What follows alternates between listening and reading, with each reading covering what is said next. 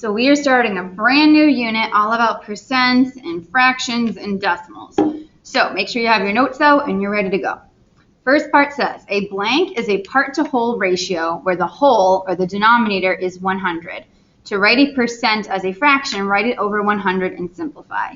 So your missing word here is percent.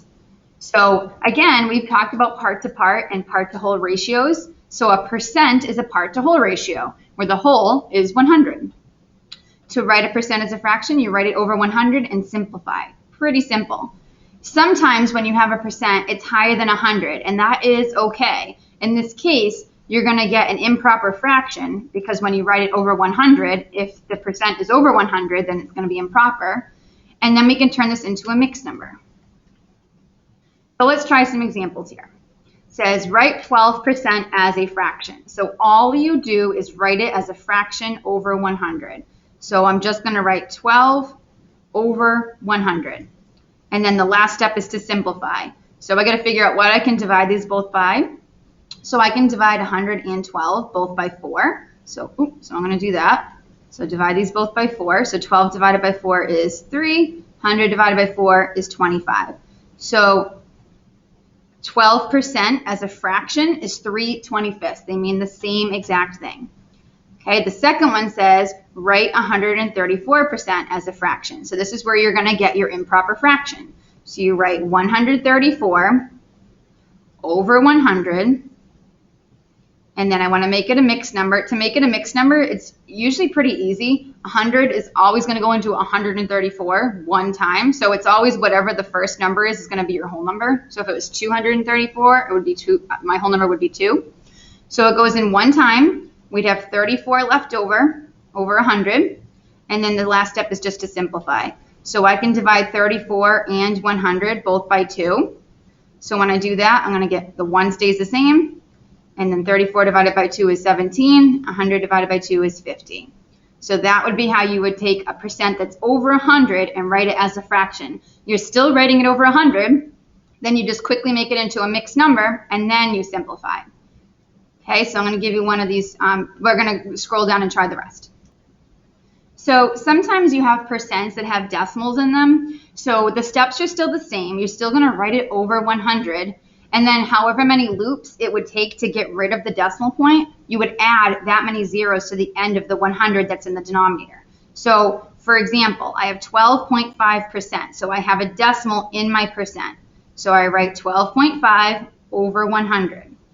And then we have to count how many loops it takes to get rid of that decimal. So in this case, it's going to take 1 loop to get rid of it. So now it becomes 125. And then what you do is, for however many loops it took to get rid of that decimal, you have to add that many zeros to the denominator. So it only took 1 loop. I'm only going to add 1 0. So now I have 125 thousandths, which is the same exact thing as 12.5%. Now, I'm going to divide these both by 25s. So when I do that, I'm going to get 5 over 40, and now I can actually divide these both by 5. So when I do that, I'm going to get 1 over 8. So 12.5% is the same exact thing as 1/8. So now we're going to do the complete opposite. So we're going to have a fraction and make it into a percent. So we just found out that when you're making a percent into a fraction, you write it over 100. So the goal here is going to be exactly the same. So we want to make a fraction into a percent.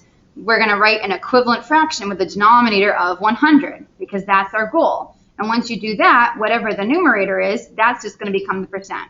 So for example, we have 16/25. So I need a denominator of 100 instead of 25.